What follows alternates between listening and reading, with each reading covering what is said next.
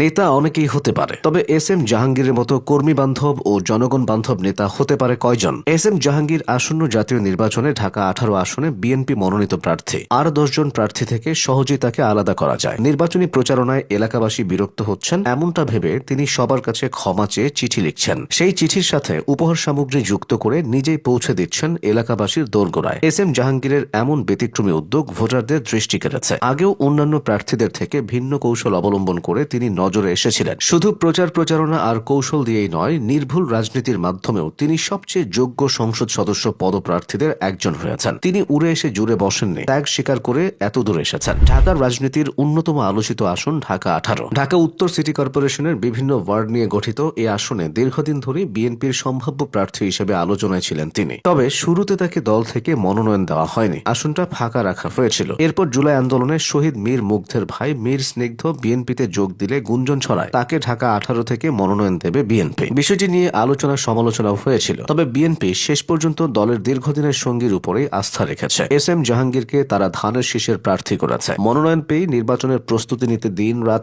এক করে কাজ করছেন এস এম জাহাঙ্গীর। ঢাকা 18 এর মানুষের কাছে তিনি আগে থেকেই পরিচিত। দলমতের উপরে উঠে দুঃসময়ে সবার পাশে দাঁড়িয়ে তিনি পরিচিত হয়েছেন। স্থানীয় নেতাকর্মী ও সাধারণ মানুষের মধ্যে তার জনপ্রিয়তা, সাংগঠনিক দক্ষতা এবং কর্মীদের প্রতি আন্তরিকতা তাকে এই আসনে একজন শক্তিশালী নেতা হিসেবে প্রতিষ্ঠিত করেছে। এস এম জাহাঙ্গীর শুধু রাজনৈতিক কর্মসূচিতেই নয়, সাধারণ মানুষের পাশে থেকেও কাজ করেছেন। তিনি কর্মীদের আইনি সহায়তা প্রদান, তাদের পরিবারের খোঁজ খবর নেওয়া এবং দুর্দিনে সাহস যোগানোর মাধ্যমে তৃণমূল পর্যায়ে নিজের অবস্থান সুদৃঢ় করেছেন। বর্তমানে তিনি ঢাকা মহানগর উত্তর বিএনপির যুগ্ম আহ্বায়ক হিসেবে দায়িত্ব পালন করছেন। এস এম জাহাঙ্গীরের রাজনৈতিক জীবন কয়েক দশকের। ছাত্র জীবন থেকেই তিনি বিএনপির অঙ্গ সংগঠনের সাথে জড়িয়ে পড়েন। 90-এর দশকে ছাত্র রাজনীতিতে তার আবির্ভাব হয়। 1992-93 শিক্ষাবর্ষে তিনি তেজগাঁও কলেজের ভিপি নির্বাচিত হন। সাংগঠনিক দক্ষতা এবং বুদ্ধিমত্তা দিয়ে পরবর্তীতে ঢাকা মহানগর উত্তর ছাত্র দলের সেক্রেটারি এবং এরপর সভাপতি নির্বাচিত হন। সে সময় ঢাকা মহানগর উত্তর ছাত্র দলকে তিনি সাংগঠনিকভাবে অনন্য উচ্চতায় নিয়ে যান। ছাত্র দলের পর তিনি যুব দলের হাল ধরেন। যুব দলে যখন ঢাকা মহানগর উত্তরের সাধারণ সম্পাদক এবং পরবর্তীতে সভাপতি নির্বাচিত হয়ে তিনি সাংগঠনিক দক্ষতার প্রমাণ দেন। পরবর্তীতে বিএনপিতে এসেও তিনি সেই ধারা বজায় রাখেন। এস এম জাহাঙ্গীর সবার কাছে একজন কর্মী বান্ধব জননেতা হিসেবে পরিচিত।